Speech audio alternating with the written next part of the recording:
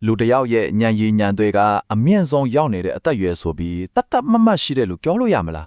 းကဲဒီတစ်ခါမှာတော့အဲ့ဒီမေခွန်ရဲ့ဖြေကိုအတူတူရှာကြည့်ကြရအောင်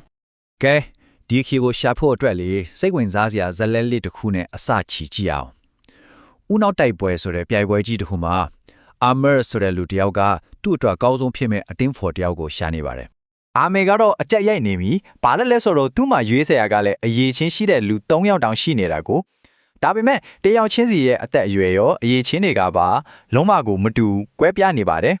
ပထမဆုံးတယောက်ကတော့ဂါဘရီယယ်လာပါအသက်ကတော့10နှစ်ပဲရှိသေးတယ်ဒါပေမဲ့သူ့မှာရှိတဲ့အားသာချက်တွေကတော့တကယ်ကိုထူးခြားတယ်အထူးသဖြင့်ဘောင်းမင်းကနေတွေးခေါ်နိုင်ဆွမ်းကသူ့ရဲ့အဓိကရည်ရှင်ပါပဲ ကဲဒုတိယတစ်ယောက်ကတော့အာမာ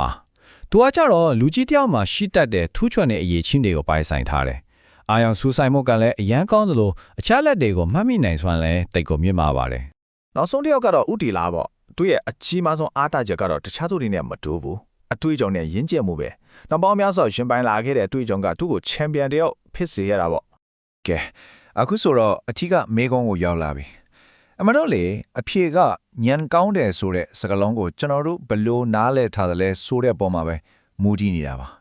ဘာလို့လဲဆိုတော့မြန်ကောင်းခြင်းကိုတိုင်းတာဖို့ထုံးနေကြ IQ စစ်ဆေးမှုတွေလိုမျိုးဟာလူတစ်ယောက်ရဲ့မတူကွဲပြားတဲ့အရေးချင်းပေါင်းစုံကိုအပြည့်အဝဖမ်းယူနိုင်စွမ်းမရှိလို့ပါပဲ ဒါကြောင့်လေညံကောင်းတယ်ဆိုတဲ့အရာကြီးတစ်ခုလုံးကိုမကြည့်ဘဲနဲ့အပိုင်းလေးတွေခွဲပြီးလဲလာကြည့်ကြရအောင်ဒီလိုခွဲကြည့်လိုက်မှာဦးနောက်ကဘယ်အချိန်မှာဘယ်အရေးချင်းကိုအကောင်းဆုံးဖြစ်နေလဲဆိုတာရှင်းရှင်းလင်းလင်းမြင်လာမှာပါ ဦးနောက်ရဲ့ဖွံ့ဖြိုးမှုမှာအထူးအဆင့်3ဆင့်ရှိတယ်လို့ပြောလို့ရပါတယ်ပထမဆုံးကတော့အာယုံကျော်စသွယ်မှုတွေအများကြီးအလင်းမြန်ဖြစ်ပေါ်လာတယ်ပြီးရင်တော့အဲ့ဒီတဲကအထုံးမဝင်တာတွေကိုရှင်းချုပ်ပြီးအထုံးဝင်တဲ့လမ်းကြောင်းတွေကိုပို့ခိုင်းမအောင်လုပ်တယ်နောက်ဆုံးအဆင့်မှာတော့တည်င်းအချက်လက်တွေမြန်မြန်ဆန်ဆန်တွာလာနိုင်အောင်အဲ့ဒီလမ်းကြောင်းတွေကိုအကားကွယ်အလွှာနဲ့ဖုံးဖို့ပေးလိုက်တာပါပဲ ဒီနေရာမှာတကယ်ကိုအန်အောဖို့ကောင်းတဲ့အချက်တစ်ခုရှိတယ်အဲ့ဒါကခလေးဘဝအစောပိုင်းမှာဦးနှောင်ထဲကအာယုံကြောဆက်သွယ်မှုအတစ်တွေဟာတစ်စက္ကန့်ကိုတတန်းကြော်နှုန်းကဖြစ်ပေါ်နေတာပါစဉ်းစားတာကြည့်တော့တကယ်ကိုအမခမ်းပါပဲ ဒီနေရာမှာအဓိကကျတဲ့အချက်ကတော့လေဦးနောက်ရဲ့အစိပ်ပိုင်းတဲ့အားလုံးကတစ်ချိန်တည်းမှတပြိုင်တည်းဖွံ့ဖြိုးတာမဟုတ်ဘူးအဲ့ဒီလိုမညီမျှတဲ့ဖွံ့ဖြိုးမှုပုံစံကြောင့်ပဲအသက်အရွယ်အလိုက်မတူညီတဲ့အားသာချက်တွေပေါ်လာရတာပါ ကဲဟုတ်ပြီအခုဆိုရင်ဘဝဆင့်တစ်ခုချင်းစီမှာပေါ်လာတတ်တဲ့ဉာဏ်ရည်ဆိုင်ရာစူပါပါဝါတွေကဘာတွေလဲဆိုတာတစ်ချက်ကြည့်လိုက်ကြရအောင် ဥမာကလေးဘဝဦးနောက်ကိုပဲကြည်လေဘာသာစကားအသက်တည်းတင်ယူတဲ့နေကမှာဆိုရင်အလုံးကိုလင်းမြတ်တယ်ပြီးတော့သူတို့ပို့ပြီးစူးစမ်းတတ်တယ်တီထွန်ဖန်တီနိုင်စွမ်းလည်းမြင်မာတယ်ဒါကဂါဘရီယယ်လာရဲ့ထူးခြားတဲ့တွေးခေါ်တွေနဲ့ဓာတ်ရဲ့ဆက်ဆက်နေတာပေါ့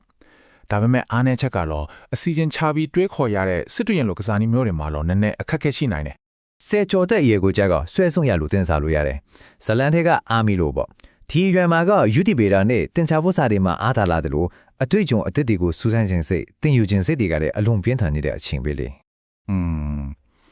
အရွယ်ရောက်ပြီးသူတွေကြတော့ဦးနောင်ရဲ့အရှေ့ပိုင်းကအပြည့်အဝဖုံးမြမိထားဖြစ်နေပြီဒါကြောင့်အာယုံစုဆိုင်မှုတင်ယူထားတဲ့ຢာတွေပြီးတော့မညံ့လောတဲ့ကိစ္စတွေမှာအယမ်းကိုထိရောက်တယ်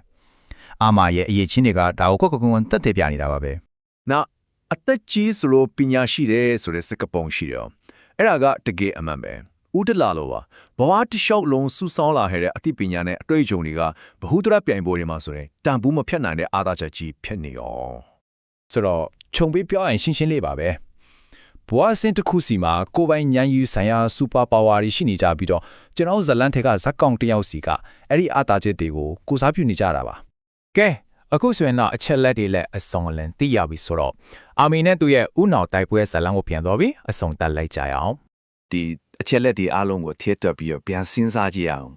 အာမေတဲ့အကောင်းဆုံးရွေးချယ်မှုကတကယ်တမ်းဘယ်သူဖြစ်တင်လဲ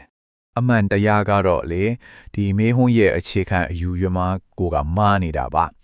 တခုတည်းသောအဖြစ်ဆိုတာမရှိပါဘူးအညာအကောင်းဆုံးအရွယ်ဆိုပြီးတခုတည်းကိုလက်ညှိုးထိုးပြလို့မရပါဘူးတကယ်တော့လူဦးနောက်တွေဟာဘဝရဲ့အဆင့်အလိုက်စိန်ခေါ်မှုတွေအလိုက်လွှမ်းချက်တွေအလိုက်လိုက်လျောညီထွေဖြစ်အောင်ဖွဲ့စည်းထားတာပါဒါကြောင့်ညံအကောင်းဆုံးရွယ်ဆိုတာအသက်8နှစ်လည်းဖြစ်နိုင်တယ်16နှစ်လည်းဖြစ်နိုင်တယ်25 65အဲ့ဒီကြားကအရွယ်တွေအားလုံးလည်းဖြစ်နိုင်ပါတယ် ဒါကြောင့်အာမီရဲ့ပြဿနာအတွက်တကယ်တမ်းအညံကောင်းဆုံးနီးဗျူဟာကဘာလဲဆိုတော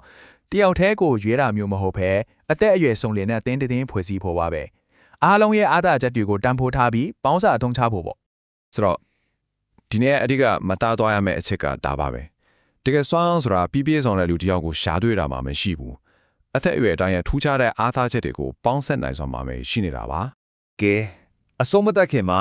စဉ်းစားစရာလေးတစ်ခုထားခဲ့ချင်ပါတယ်လူတစ်ယောက်ချင်းစီရဲ့လက်ရှိဘဝအဆင့်မှာ